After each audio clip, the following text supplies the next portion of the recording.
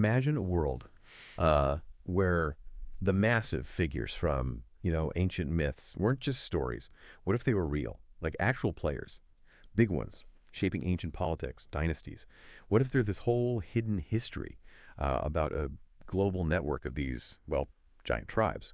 And this network was tangled up in everything: civilization, royal families, even like major biblical events. Welcome to the deep dive. Today, we are really going deep, plunging into some pretty extraordinary source material.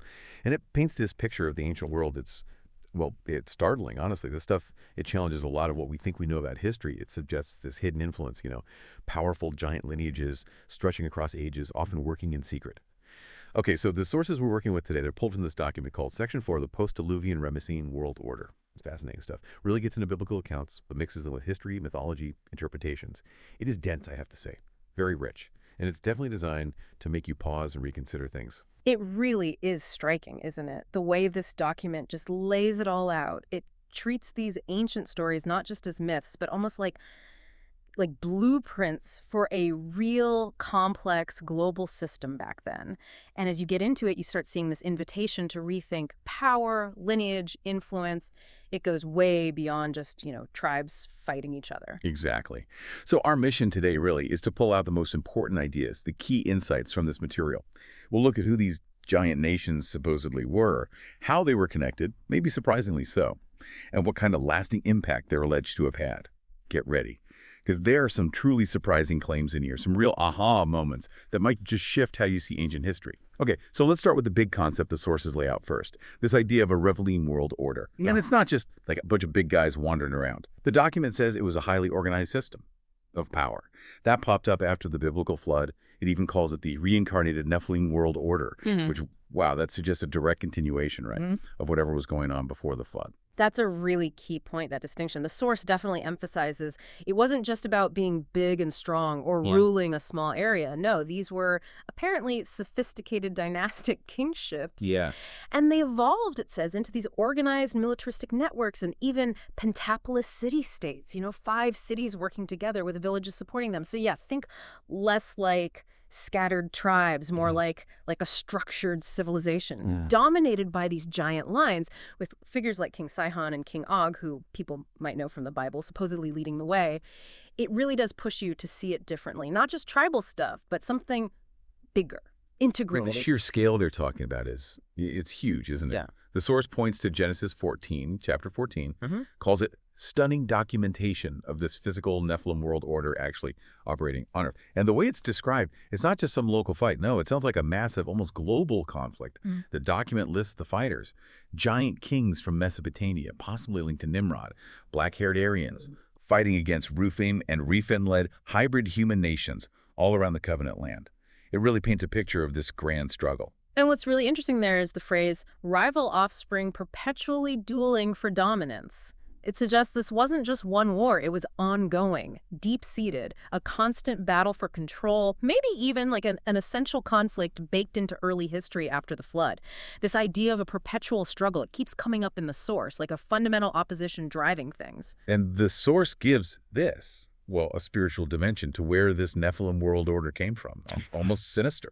It talks about this oath-based conspiracy sworn upon Mount Hermon, says that was the birth of it all, and its purpose. Explicitly stated, to lead Adamites away from God into rebellion and to the second death. It's a whole other layer, doesn't it? It frames these power struggles as part of a much bigger spiritual war. Yeah, that oath on Mount Hermon, that act of rebellion, it really sets the stage. And the document connects it right into Deuteronomy, chapter 2, verses 20 to 23. Which mentions giants, right, like the Zamzumims, the Anakim, living in lands that God eventually destroyed, letting others move in. So that biblical text serves as this backdrop, hinting that these powerful groups, often enemies, they persisted. Even after they seemed to lose dominance initially. It's not just history, it's setting up these patterns of influence and conflict that go way beyond just conquest. Okay, so building on that big picture, that Rephaim World Order, let's zoom in a bit. Let's look at some key tribes the sources say Israel ran into directly in the covenant land, starting with the Hivvim. They're explicitly named as part of this order, a group Israel definitely confronted during the Exodus. And their connections, according to this document, are pretty complex, widespread even. The Hivvim are called a distinct Rephaim tribe, but closely related to the Horim and the Avim, The source points to Genesis 36, verse 2, Zibeon, classified as both Horim and Hivite. And the source says, look, that's not a typo. It shows how close they were, how intermingled these lines could be, and geographically, they were all over. Mount Hermon area in Syria, central Canaan, other spots too. But the thing that really jumps out about the Hivvim in these sources is Gibeon, their royal Hivvim city. The document really stresses how important it was, a great city, a royal city. Oh, wow. And its men, described as mighty, Gibberim, right? Joshua 10, verses 1 and 2. And Gibberim, that's a crucial word. It's the same word used for the Nephilim back in Genesis 6, and it connects to Rapiyu rulers or kings in Ugaritic texts from that area. Yeah. So this wasn't just any city. The source basically says it was a stronghold for these giant lineages, a center of power. That's a really strong connection the source makes. And it describes Gibeon as the hub of a Hivvim pentapolis network, a system of 5 connected fortress cities. And remember Moses' scouts, Numbers 13. They said the cities had high walls reaching into the heavens. Right. The other 4 cities listed are Shephirah, Beeroth, Kirjathirim, and Shechem, which is interesting. Oh, yeah, you don't always connect Shechem with them. No. But the source puts it right in there, a key part of their power base. And, you know, if these royal cities really were seen as places for thrones of divine kings appointed by the assembly of gods, which some ancient texts from the region suggest, then the Hivvim weren't just a tribe. They were like a divinely appointed ruling class from their point of view, which really deepens the whole clash with Israel, right? They're divine kings versus God's chosen people. That context definitely makes the story about Hamor, the Hivvim prince of Shechem, hit harder. His title, Nazi, means prince, exalted one, king, chief. Genesis 34, he was high up. And the source brings up that brutal story. Simeon and Levi killing all the Hivite men after Shechem, Hamor's son, defiled Dinah. But the source explicitly says why. To prevent a Rephaim-Israelite hybrid nation. Wow. It puts it right out there. It highlights just how critical bloodline purity was seen to be for ancient Israel and how much of a threat mixing with these specific lineages was considered. It's stark. Okay, now moving to the Perizzim. The source paints them as a real puzzle within the usual list of Canaanite tribes. Yeah, they're usually just lumped in as Canaanite, but the source points out they're not accounted for in Genesis 10, you know, with the other 9 Canaanite clans that don't have named patriarchs. And that omission, the document suggests, is a big clue. It implies they were actually a Rephaim tribe, a giant tribe. And even though they lived among Canaanites, the source says they were always scripturally distinguished from them. They apparently had the numbers and power to destroy Jacob and his sons, even after Jacob dealt with Hamor. Genesis 34 again. That definitely suggests they were seen as distinct and powerful. They first show up in Genesis 13, down near Sodom and Gomorrah, living alongside Canaanites. And they were known as farmers, cultivators of the plain. So they were settled, established. What's really interesting with the Perizzim is how the source connects them to the bigger picture, the terrible ones, and specifically King Og, you know, the famous giant king. The document says the Perizzim were included among the Rephaim tribes that provided impassioned patriarchs for the daughters of Canaan.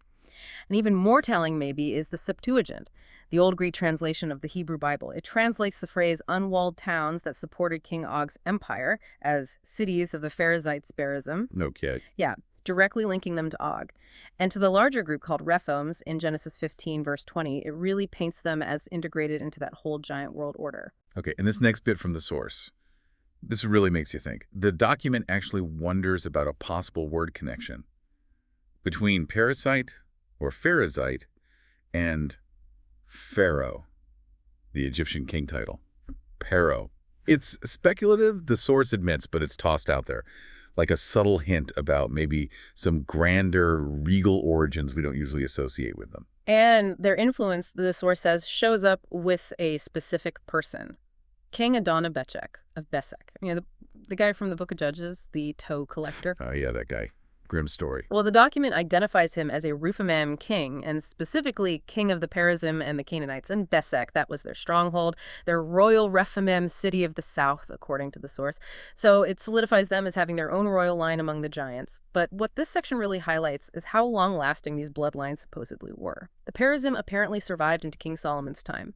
They were forced into labor, paid tribute, but they were still seen as contaminants that plagued Israel, right up until Ezra's time. Wow, that late. Yeah, mainly through intermarriage, affecting the holy seed, as the text puts it. It just underlines that this wasn't just some ancient history issue for them. It was a struggle over lineage that went on for centuries. Okay, now let's switch gears to another really fascinating group, The Horim, like the Anakim, they've got that im suffix, which in our source material marks them as Rephaim. But what really makes the Horim stand out, what makes their description so striking, is their physical appearance, which is described as, well, pretty far from ordinary human. Absolutely. I mean, just the definition. Horim or Chori means troglodyte, cave dweller, and Aboriginal Idumeans. That already gives you a sense of them being ancient, maybe kind of hidden.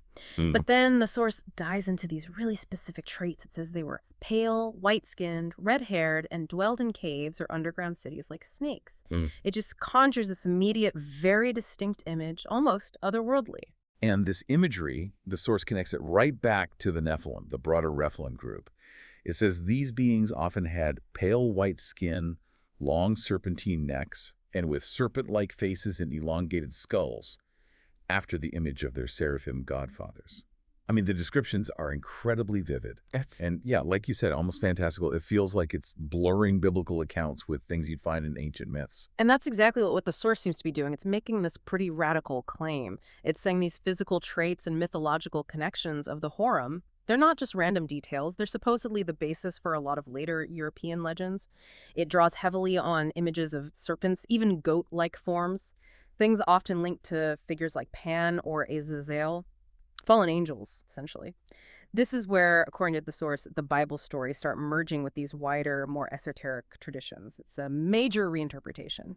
The document also points to Ser, the patriarch of the Horim of Edom. His name comes from Ser, meaning rough, hairy, shaggy, a trait specifically linked to Nephilim and Rephaim. And that word Ser can also mean he-goat, fawn, devil-goat god, satyr. Used to picture degraded, rebellious seraphim angels, the hairy watcher. It's building this really complex and kind of unsettling lineage. And it doesn't stop there. Our sources link them to Atlantean giants who apparently had ruddy white skin with blonde and red hair and glowing eyes. They're also connected to post-Diluvian Scythians, Tuatha De Danann, and Celts, described as fair-skinned, blue and green-eyed, blonde and red-haired Aryans. It really suggests this shared ancestry, this shared physical type across different ancient groups, even different continents. And then there's Esau. Genesis says he was born hairy, ruddy, and with reddish hair. And he specifically connected with these Horim, even married into them. Which brings us to this interesting point about the title, Duke. The Hebrew word used is aluf, and it seems to have a double meaning. Yes, it means chief, leader. But the root, alf, also means to teach or to learn. And the source suggests this hints at gnosis, like a deeper knowledge or wisdom tied to their leadership, suggesting their authority wasn't just military, maybe it was intellectual, spiritual even. Okay, and this next insight from the source is, it's really something. The document directly links the word royal itself from royal to El, which means God or mighty one. And the source argues this suggests these royal Rephaim descended from Nephilim Rephaim, demigods and gods, basically kings of God, or ex duos in Latin. I mean, that's a huge claim, right? That royalty itself in some ancient thinking came directly from these divine or semi-divine giant lines, embedding them right into the structure of power. It's a radical reinterpretation, absolutely. If these biblical figures are being directly connected, as the source does, to fairy and dragon bloodlines, the Shining Ones, the elven race, it completely blends biblical history with mythology in a way that just shatters conventional views. The source points to the marriage of Eliphaz, Esau's son, to Timnah, a Horim princess, and calls that union the naissance, the birth, of the Tuatha De Danann fairy kings, and a root of the elf distinction calls them Ilefs, the noble elven race. It's directly linking Bible characters to figures from later European myth, suggesting one continuous line. And then it brings in Lawrence Gardner. Described as a royal bloodline genealogist, his work is cited in the source connecting this fairy precept to dragon ring grail culture and the kingly Caphtor elven race, specifically the Albigens, who supposedly came from the Tuatha De Danann. It's an incredibly intricate web of connections being drawn here, from the Bible to medieval Europe. And it keeps expanding. It talks about 3 important dragon bloodlines being grafted together through marriages. Marriages in Mesopotamia, Egypt, Edom, supposedly to establish this dragon house of Scythian ringlords. Scythian ringlords, wow. Yeah, and the Scythian group supposedly split into the Firbolg, the Milesians, and the Tuatha De Danann, the lords of Aamu. Then the source claims the Amalek dynasty married back into these Scythian and Tuatha De Danann lines and created the elitist Albi-Genzelvin race, and then it connects that lineage to, well, almost everything. Albigensian religion, Cathars, Mary Magdalene, the Holy Grail, Knights Templar, Merovingian kings, King Arthur, even Tolkien's Lord of the Rings. Good grief, that's quite a list. It is. It defines Albi Albus as white, pale, fair skin, and Elphelbe links to the female line. Ties their look to these legends. It even brings up the legend of Albion, ancient Britain, named after the white cliffs of Dover, Albus, and the giants in those days. Mentions Albina, daughter of a Greek giant demigod king, exiled, mated with incubi, produced giants, then the fairy race. It's this vast, sprawling claim of lineage across continents and even dimensions. And these Horim royal cities, the source says, they weren't fixed in one place. Their power centers apparently moved between Edom and Syria, reflecting this transgenerational military alliance with the Arameans, the Syrians, Balaam, son of Beor. The source identifies Beor as Horim, and Balaam himself is called an Aramean soothsayer. So this movement, this intermarriage, it paints a picture of a really connected ancient world. Yeah, if you step back and look at the big picture the source presents, this geographical movement, the marriage patterns, it suggests this really fluid, interconnected network of royal power, specific bloodlines carrying their traits, their religions moving across huge regions.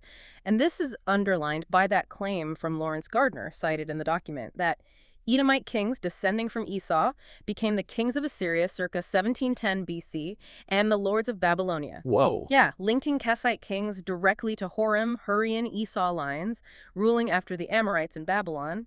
And then the source makes that really direct, impactful claim that this elven bloodline of Edom and Horim later produced King Herod. King Herod. The infamous Edomite king who tried to kill baby Jesus. It brings this ancient story right into a critical biblical moment, suggesting this deep, ongoing opposition embedded in these lines throughout history. Okay, let's switch focus now to the Amalekites. And their story, as laid out here, is, well, it's pretty unnerving. The sources claim the Amalekim existed as this powerful giant nation generations before their namesake Amalek, son of Eliphaz and Timnah, was even born. That right there challenges the standard origin story. That timing is crucial, yeah. The source places them around Kadesh, way down south in Judah, the Negev. Also Petra, Gobelitis, some even near the Persian Gulf. And it highlights Numbers 24, verse 20, describes Amalekites as the first among nations. The source interprets that to mean they either survived the flood or were part of the first Rephaim nations after the flood, and that they had dominant military power. What this section suggests is they had this primordial role, foundational, in that post-flood giant world order, maybe hinting they were an aboriginal race from the east, setting them up for these long conflicts later, especially with Israel. And the source really hammers home their connection to the Anakim. Yeah. Numbers 13, verses 28-29. It implies Amalekites were descendants of Anak, maybe synonymous or equal to the Anakim, or at least closely associated as hybrids. Just their placement in the spies report right after the Anakim suggests how powerful they were seen to be. Josephus, the historian, and Strong's Dictionary apparently confirm Amaleki comes from Amalek, a valley dweller, and that Amalekites merged with the original people in Seir. The source reinforces this aboriginal idea, calling the Jabalim ancients an anonymous branch of the aboriginal Amalekim, known for being wise, skillful, cunning, strong, courageous. Sounds a lot like the Rephaim descriptions, doesn't it? Yeah, it does. And this background leads into a really interesting discussion about their divine connections, royal connections, too. The source points out Anamelech, an Assyrian god, phonetically close to Amalek, meaning image of the king, or Anu is king. Connects it to Adramelech, another god. Adra, possibly linked to Adar, which connects back to Adad Hadad-Bal, and thus back to that Horin Dukadar we talked about earlier. It's all connected. It seems to be, according to the source. The striking conclusion it draws is that the Amalekim name likely derived from their originating gods in Assyria and Persia, suggesting this deep spiritual allegiance, a theological basis for who they were. So what does that really mean for how we understand the Amalekites? It implies they weren't just a people, they were a people tied to a specific god. Amalek, or Amalek, the Aboriginal people of Molech. Molech. Right. And that really turns their conflict into something more than just tribal war. It sounds like a cosmic battle, especially since Molech is linked with king, Melech, angel, Malach, identified as Baalim in Ugarit, and notoriously tied to child sacrifice.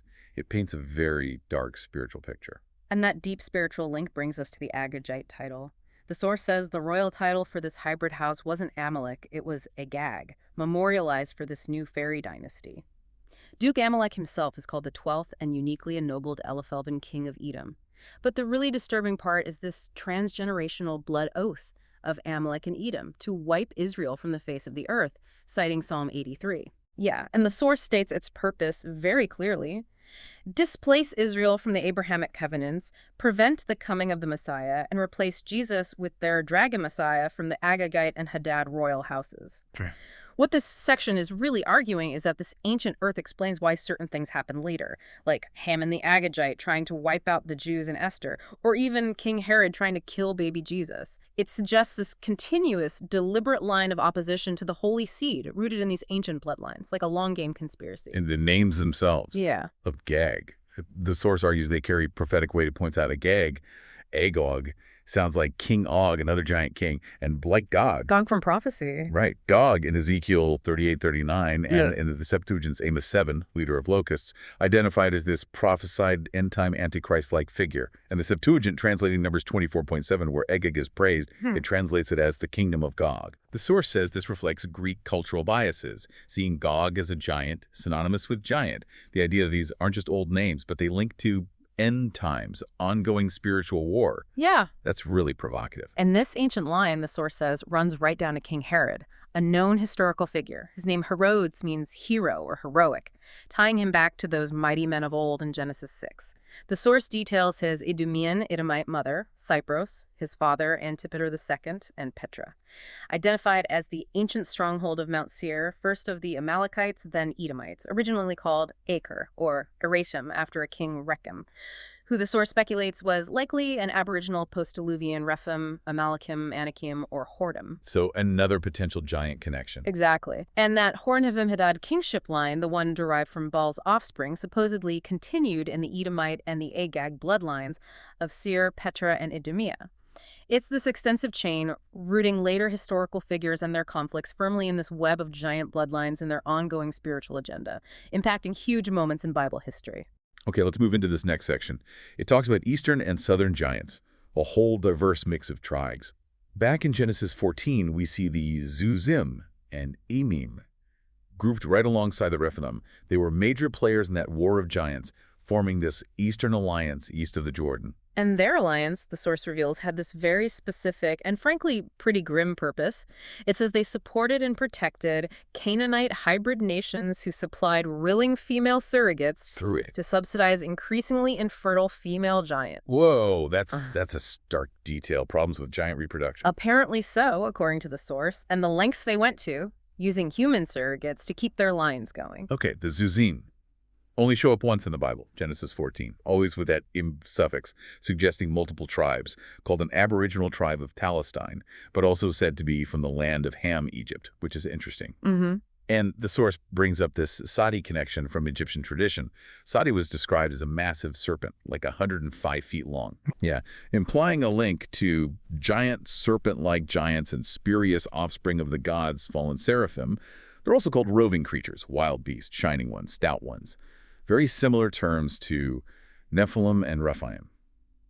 The source even wonders about a second incursion of fallen angels, working with Canaanites who provided daughters. Like a wave. What this whole section really gets across is the immense scale and power these tribes supposedly had. Combine that with the mythological stuff, the serpent connections, it suggests this really formidable, organized opposition, not just to Israel, but to the whole human order, as the source sees it. It also connects the Zuzim to the Zamzumim. That's what the Ammonites call the Rephaim, meaning planners and plotters of evil or noisemakers, adds another sinister layer. The Septuagint even translates Zuzim as strong nations, linking to Hebrew words for strong, mighty, fierce. And the size is mentioned in the Book of Jubilees for these terrible ones, ranging from over 10 feet up to maybe 17 feet tall. It really emphasizes their colossal nature. The Amim, too, in Moab, described as great, many, tall, and like the Anakim, part of the notorious terrible ones, the Cherethim. Same fierce and warlike stock as all the others. Zivim, Zamzumim, Rephaim, Anakim, Horim, the terrible men. And that detail about needing female surrogates because of infertility, it's just a really unsettling glimpse into their calculated efforts to survive. Okay, so from the eastern giants, the sources shift west to Syrian giants. Yeah. The Kesharim, Gizrim, and Mechathim, called nations of old, aboriginals, living in southwest Palestine and up into Syria. forming another powerful military network that produced dynastic kings and royal bloodlines. The Gizrim, or Gizrites, Girzites are linked to Gezer and Mount Gerizim, which the source says was a big site for altars to Baalim. King Horim of Bezer is called a giant king, described as exalted, towering up, and high. His people known as cutters off, maybe hinting at fighting style, or other practices. The Gishurim, meanwhile, are connected to Mesopotamian giants, their name linked to words for strong. They live near King Og and the Hivvim, called a proud beholder people, again painting them as significant, formidable players in this giant world. Okay, and this next connection, this one is really unsettling from the source's perspective. It talks about King David, a central figure for Israel, marrying Maacah, daughter of the Geshurim king Talmai. And Talmai's name is linked patronymically to Anakim, Hurrian, Horim, Hivvim names. Deep, giant connections. Right. And the source claims this marriage was deliberately set up as a snare for Israel with huge consequences. It says this union catapulted Israel into a civil war, Absalom's rebellion, an attempt to usurp the Israelite throne and messianic bloodline in the spirit of the Amalekite blood oath. Wow, linking it back to that oath. Yeah. Absalom himself, son of David and Maacah, described as beautiful, Yafi interpreted as that fair white skin of Horim Rephaim, long hair. His rebellion is directly blamed by the source on his spliced bloodlines from Maacah, bringing in outside influences dedicated to replacing the intended Messiah with a dragon Messiah. So if you connect that to the bigger picture, the source isn't seeing David's marriage and Absalom's revolt as just family drama or politics. No, it's presenting them as a direct result of this ancient dragon bloodline conspiracy, actively trying to derail the Abrahamic line, the messianic promise. It's a really powerful and disturbing claim about how hidden these influences supposedly were, how these ancient conflicts kept playing out, even inside Israel's royal house, right up to trying to stop the Messiah. It implies this continuous, deeply embedded spiritual fight. And finally, in this section, we get to the Avim, a tribe the source says is obscure in secular history, but important in that early post-Diluvian Southern Alliance. They show up in the city of Avim, in the Valley of Rephaim, or Valley of Giants, also in central Canaan among hybrids and down southwest with the Horim, Amalekim, and others. The source knows they sometimes get mixed up with Hivites, like by Jerome or in the Septuagint. But it argues Avim were distinct, a kin branch of Hivvim, maybe, tied to Evith City, a Horim capital. They were partly pushed out by the Philistines, but some stayed in Azagasa, the strong city, one of the oldest in the world. And they eventually merged with the mercurial lords of the Philistines, a group that included Anakim. So, okay, these Avim. Beyond their location and alliances, the source says their gods take a really dark turn. It highlights two specific Avim deities. First, Nibhaz, foreign origin, said to bark like a dog, pictured with a man's body and a dog or jackal's head. Yeah. And in Sadian texts, Nibhaz was evil, a god sitting on a throne on earth, but his feet rested in Tartarus, the abyss. The source links this imagery directly to fallen angels, creating spurious Nephilim, Rephaim.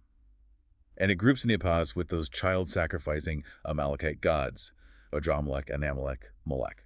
And the other one mentioned is Tartak, also foreign. Name suggests Prince of Darkness. Worshipped as an ass, a horse, or maybe a unicorn, described as a god of war, prince of the underworld, and a hero of darkness underworld. What this part really drives home is the explicit connection the source makes between these tribes and their gods. Gods tied to the underworld, animal forms, child sacrifice. It paints a really bleak picture of the spiritual world behind this Rephaim world order. It suggests a deliberate, dark spiritual force driving their actions and alliances, emphasizing it wasn't just physical fights, but a spiritual war with huge stakes, suggesting real malevolence inside this ancient power structure. All right, now let's unpack this next really mysterious group. The source actually labels them quite provocatively, the ancient KKK. It points to Genesis 15 as this often overlooked chapter that's key to understanding giants and the geopolitical map right after the flood. It lays out God's promise to Abraham, but contrasts it with these mighty 10 nations already living in the covenant land. And among those 10, the source highlights this trio it calls the ancient KKK, the Kenites, the Kenizzites, and the Cadmonites. Right. Let's take the Kenizzites first. They're identified as descendants of Kenaz, meaning hunter, son of Eliphaz, and Edomite duke. But the source points out a major timeline issue. Kenaz, son of Eliphaz, cannot be the ancestor of the Kenizzites in Genesis 15, because the Genesis 15 group existed before Isaac was even born, generations before Eliphaz. Okay, so they were already there. Exactly. Which means, according to the source, the Genesis 15 Kenizzites were already a giant race, suggesting a much older independent origin. What this section really shows is how tangled these biblical lines are with these supposedly ancient giant tribes. It hints at a much more subtle, pervasive presence than we usually think.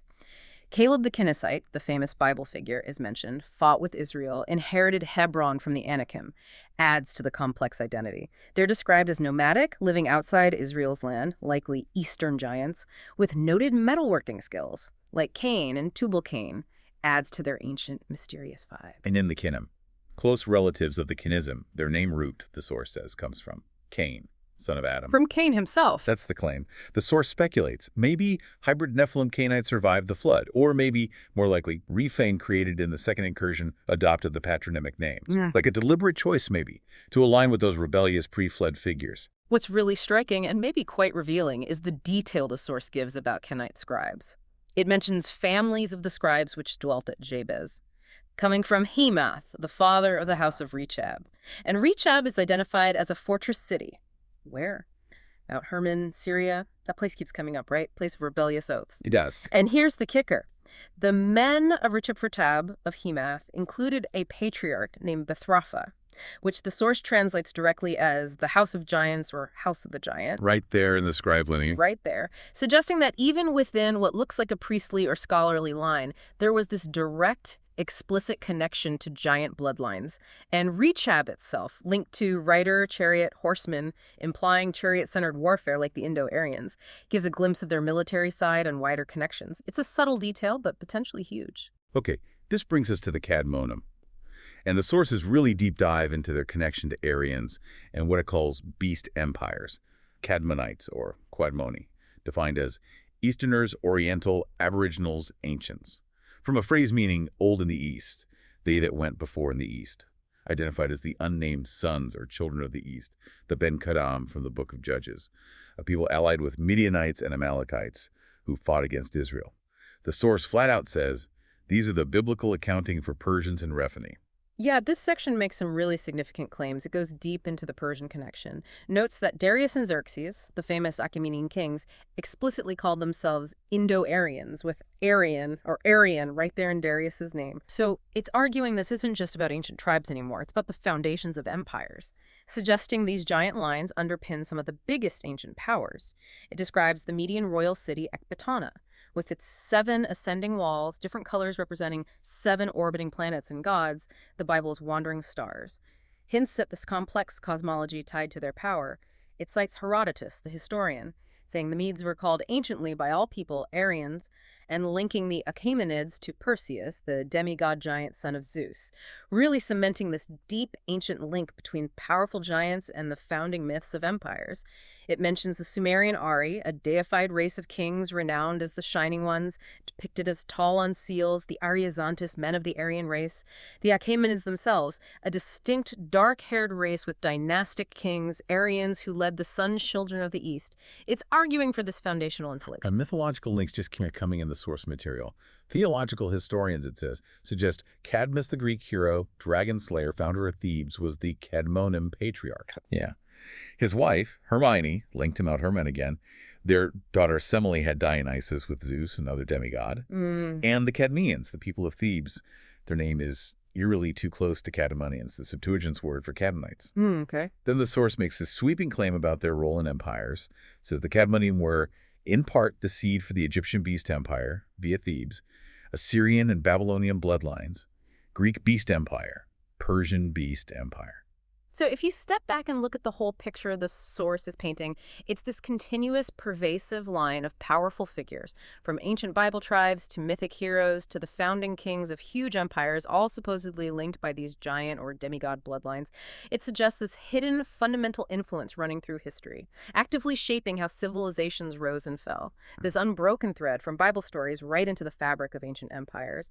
It's really unsettling when you think about the implications. So after tracing all this through ancient history, mythology, what does the source say it means for today? It ends with this really provocative thought.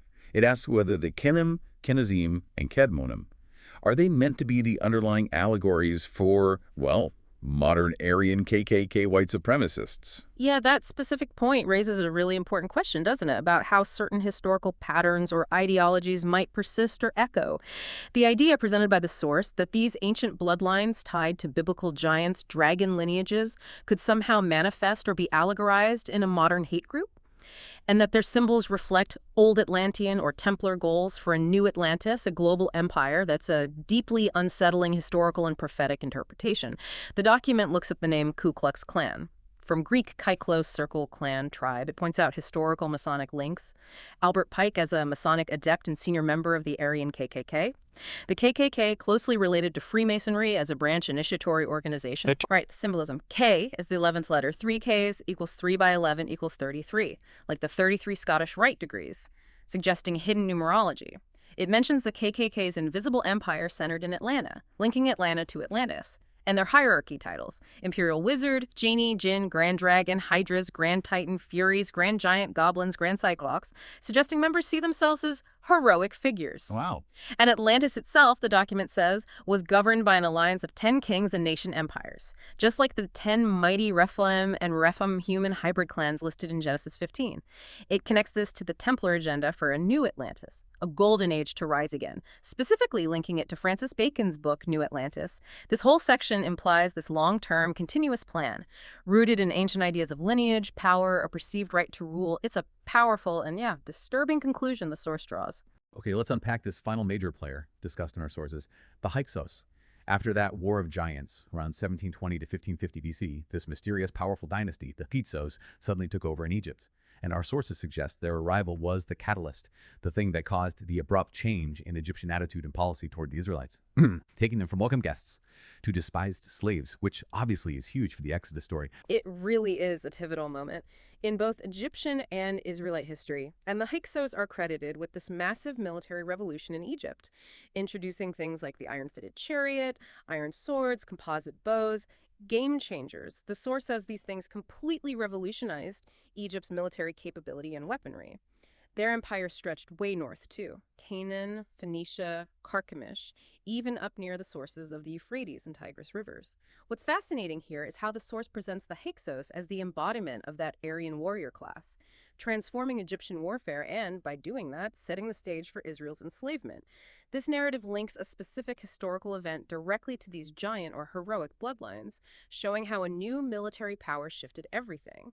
The source also notes that direct connection to Indo-European Scythians and Aryans.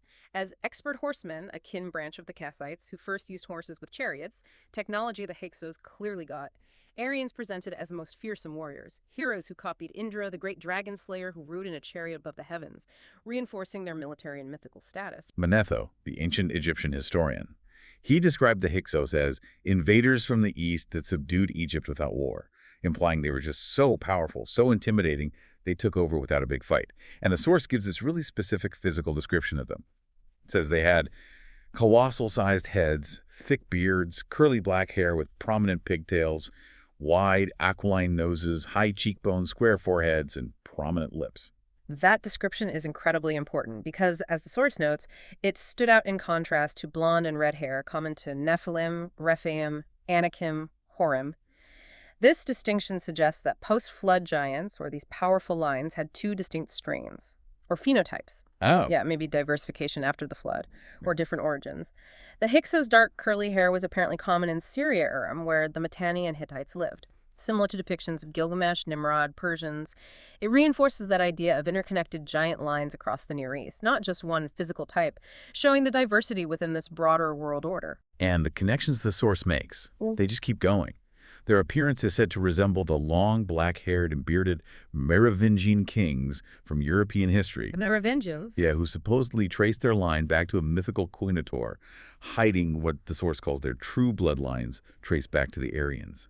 These Merovingians are described as priest kings, the dukes, Elufim, of the Caphtor and Albigensian religions, and explicitly called the shining elven ones of the dragon messianic bloodline. Wow. This lineage, the source claims, passed to families like de Payenne, de Bouillon, Anjou, key founders of the Knights Templar, and thus the genesis of modern secret societies. This intricate web then leads us to the meaning of that shepherd king title for the Hyksos. Manetho, the historian, said, Hyk UK in Hyksos was the Rephate word for king, and that Algug, was the Hebrew attempt to say the same thing, plus the Egyptian Sos, or Su, or Saw, meant sheep, shepherd, watcher, and door guardian, implying a combined meaning, king shepherd. The source also connects it to king of the mountains, from a Kassite origin. Josephus agreed, translating Hyksos as shepherd kings, noting Egyptians saw them as Hykruler and Shus shepherds, identifying them as the terrible Syrian, Mount Hermon Rephaim, invaders of a mixed race or species, part of the black-haired Aryan terrible ones. This whole breakdown directly links them to the Rephaim from Mount Hermon, confirms their status as distinct, powerful, fearsome, deeply part of the larger giant world order. Their capital was Avaris, a desert mansion with large, strong walls, home to the aboriginal Aamu people, a word sounding like shepherd. Pharaoh Kion, third Hyksos king, is important here. His name was found on a jar in Knossos, Crete. Shows how far their influence reached. Across the Mediterranean? Yeah, and the palace at Avaris was decorated in Minoan style, linking them again to those dark-haired Minoan Indo-Aryans. Just a wide network. So if you pull it all together, the Hyksos, in this source's view, represent this convergence point, bringing together many of the giant bloodlines we've talked about. Aryans, Anakim, Horim, Amalekites, they brought their advanced warfare, their distinct look, into this new, powerful empire that directly, profoundly impacted Israel's history, leading to slavery. This is really driven home by the phonetic link the source draws between Sheshi, the first Hyksos king, and Sheshai, a major Anakim king of Kiryat Arba, whose name means noble. Shishi and Shishai. Exactly. That connection just underscores the idea of these interconnected global networks of giant lineages, portraying them not as isolated tribes, but as these dynamic forces, constantly shifting, mixing, shaping human events from way back right through key Bible stories, leaving this deep mark on history. So, wow. You've heard the fascinating and, yeah, sometimes pretty unsettling claims from our sources today.